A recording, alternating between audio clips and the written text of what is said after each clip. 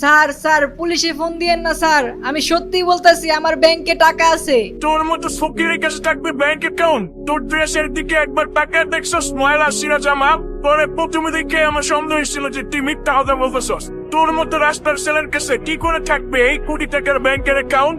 এই ব্যাংকে শুধু বড়লোকদের অ্যাকাউন্ট থাকে।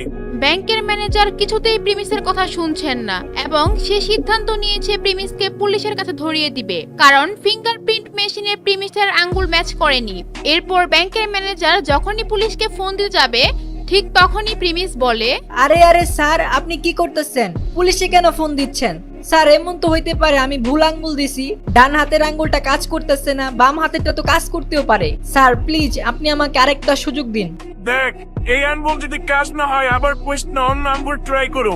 বারবার ট্রাই করার কোনো সুযোগ নাই, এটাই লাস্ট। এই আঙ্গুল যদি কাজ না করে তাই আমি তোর সুযোগ পুলিশে দিব।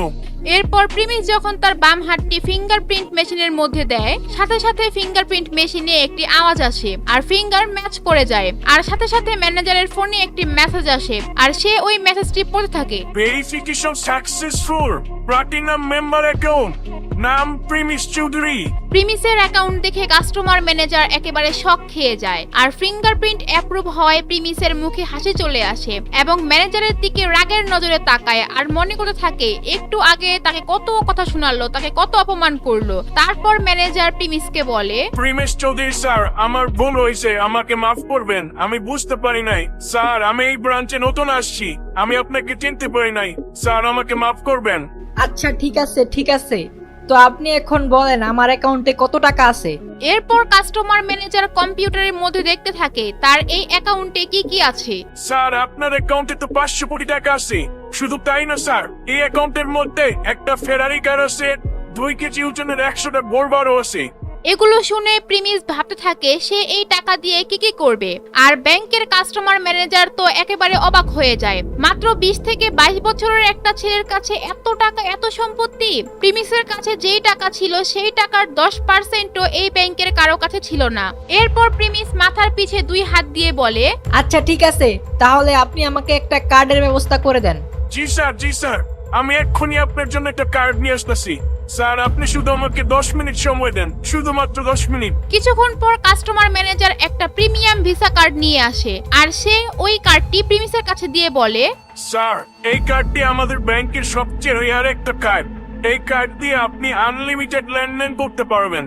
এরপর প্রিমিস ওইখান থেকে কার্ডটি নিয়ে চলে যেতে থাকে আর এইদিকে ম্যানেজার ইয়াসমিন মাথায় হাত দিয়ে বসে থাকে। সে বুঝতেই পারছে না যে কি হচ্ছে ভিআইপি রুমে। সে ভাবতে থাকে প্রিমিস মনে হয় পাগল, না হয় কোনো ক্রিমিনাল, আর না হলে সে ডাকাত। প্রিমিস মনে হয় কাস্টমার ম্যানেজারকে বন্দী করে রেখেছে। এগুলো ভাবতে ভাবতে সে প্রিমিসের জন্য অপেক্ষা করে থাকে ব্যাংকের গেটের সামনে। কিছুক্ষণ পর যখন প্রিমিস ব্যাংক থেকে বের হয়ে যাচ্ছিল ঠিক তখনই ম্যানেজার ইয়াসমিন বলে, সো গাইস এখন আমাদের ভিডিওটা শুরু হবে। তো এর আগে একটা ছোট্ট একটা বিরতি নেব, বিরতির পর আমাদের ভিডিও শুরু হবে। সো গাইস আমাদের গেমের মধ্যে আসছে 100% টপ ইভেন্ট, আর এই ইভেন্টটা যদি আপনারা নিতে চান তাহলে আপনারা এই হোয়াটসঅ্যাপ নাম্বার বা এই ইমো নাম্বারে আপনারা যোগাযোগ করতে পারেন। ও কিন্তু 100% ট্রাস্টেড অ্যান্ড ও আমার এক কাছের ছোট ভাই, ওর কাছ থেকে আমিও মাঝে মাঝে ডায়মন্ড নিয়ে থাকি। তো আপনারা চাইলে ওর কাছ থেকে নিতে পারবেন। তো গাইস যাদের ডায়মন্ড লাগবে তারা এই নাম্বারটা সেভ করে ওকে মেসেজ দিতে পারেন। এই থামো, তোমার এত সাহস কিভাবে হয় আমাদের ভিআইপি রুমে না বলে ঢুকার? আমি তো আপনাকে আগেই বলছিলাম আমি এখানে টাকা তুলতে আসছি, আর কিছু না। এরপর ইয়াসমিন দেখে প্রিমিসের হাতে একটি প্রিমিয়াম ভিসা কার্ড। এটা দেখে ইয়াসমিন ভাবতে থাকে যে প্রিমিস আবার এই কার্ড ভিতর থেকে চুরি করে নিয়ে আসলো না তো। প্রিমিস এখান থেকে ভেগে যাওয়ার আগে ইয়াসমিন জোরে চিল্লিয়ে বলতে থাকে, সিকিউরিটি, সিকিউরিটি, তাড়াতাড়ি এখানে আসেন। এটা শোনার পর 2 জন সিকিউরিটি গার্ড আসে ওখানে আর ইয়াসমিন বলে, ও চুরি করে ব্যাংক থেকে ভাগতাছে, ওরে ধরেন। এরপর সিকিউরিটি গার্ড 2 জন প্রিমিসের দিকে বন্দুক তাক করে দাঁড়িয়ে থাকে আর ইয়াসমিন ভাবতে থাকে প্রিমিস ভিআইপি রুমে ঢুকে কাস্টমার ম্যানেজারকে মেরে কার্ডটি নিল না তো। আর এটা ভাবার সাথে সাথে ইয়াসমিন পুলিশকে ফোন দেয় আর বলে, স্যার স্যার, আমাদের ব্যাংকে চোর ঢুকছে, চোর আমাদের ব্যাংকে ঢুকে আমাদের কাস্টমার ম্যানেজারকে মেরে ফেলছে।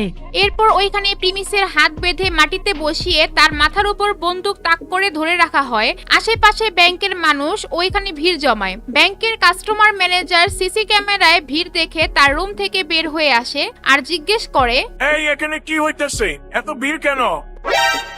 স্যার আপনি বাইচা আছেন? আরে আমি এত তাড়াতাড়ি মরতে যাবো কেন? আর তুমি এখানে কি তামসা শুরু করছো?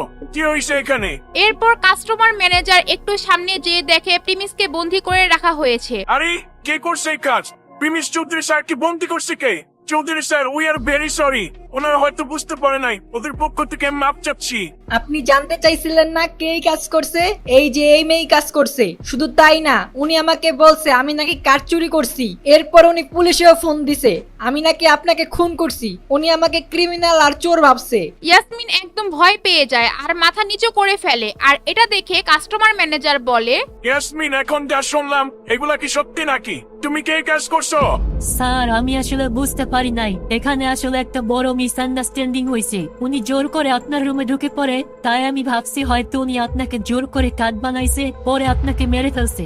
কাস্টমার ম্যানেজার এটা শোনার পর ভাবতে থাকে সে নিজেই তো প্রিমিসকে চিনতে ভুল করেছে, ইয়াসমিনই বা কিভাবে তাকে চিনবে। তারপর ম্যানেজার ইয়াসমিনকে নিয়ে এক কোণায় যায় আর বলে, তুমি জানো ইনি কে? ইনি হচ্ছে চৌধুরী পরিবার ছেলে। তুমি তো জানোই চৌধুরী ইন্ডাস্ট্রির কত লেনদেন হয় আমাদের এই ব্যাংকে। ওনাদের যে সম্পত্তি আছে চাইলে আমাদের সমস্ত ব্যাংকের শাখা কিনে নিতে পারে। তুমি জলদি পুলিশে ফোন দিয়ে বলো যে তোমার ভুল হয়েছে আর প্রিমিস চৌধুরীর কাছে ক্ষমা চাও। আমি জানি না তোমার চাকরি আমি বাঁচাতে পারবো কিনা। এরপর ইয়াসমিন পুলিশকে ফোন দিয়ে বলে যে তার ভুল হয়েছে আর সে প্রিমিসের কাছে যায় আর বলে, স্যার আমার ভুল হয়েছে, আমি বুঝতে পারি নাই। স্যার আপনি তো জানেন এটা কত বড় একটা ব্যাংক, এখানে সিকিউরিটির একটা ব্যাপার আছে, আমি একটু বেশি আন্দাজ করে ফেলছিলাম। সরি স্যার, আমাকে মাফ করবেন। আচ্ছা ঠিক আছে, ইটস ওকে। ইয়াসমিন ভাবতেই পারে না এত সহজেই তাকে মাফ করে দিবে, কারণ সে যে অপমান করেছে তাকে এত সহজে মাফ করে দিবে সেটা ভাবনার বাইরে ছিল। এরপর প্রিমিস ব্যাংক থেকে বের হয়ে যায়। গরিব থেকে প্রিমিস একদিনের মধ্যে বড়লোক হয়ে যায়। এখন প্রিমিস এই টাকা দিয়ে কি করবে? এত টাকা একসাথে পাওয়ার পর কি প্রিমিস খারাপ হয়ে যাবে, নাকি প্রিমিস আগের মতনই সৎ থাকবে? প্রিমিসের সাথে সামনে আরো কি ঘটতে যাচ্ছে সেগুলো দেখতে চাইলে দিবস গেমিং এর ইউটিউব চ্যানেলটি সাবস্ক্রাইব করে নোটিফিকেশন বাটন বাজিয়ে রাখেন। আর গাইস, আপনারা যারা ফ্রি ফায়ার ডায়মন্ড টপ করতে চান, নতুন যে ইভেন্ট আসছে এটা কমপ্লিট করতে চান, তারা ওর হোয়াটসঅ্যাপ নাম্বার বা ইমো নাম্বার যোগাযোগ করতে পারেন। ওর কাছে আপনারা অনেক কম দামে নিতে পারবেন এন্ড 100% ট্রাস্টেড। তো যাদের লাগবে তারা এখনই মেসেজ দিন।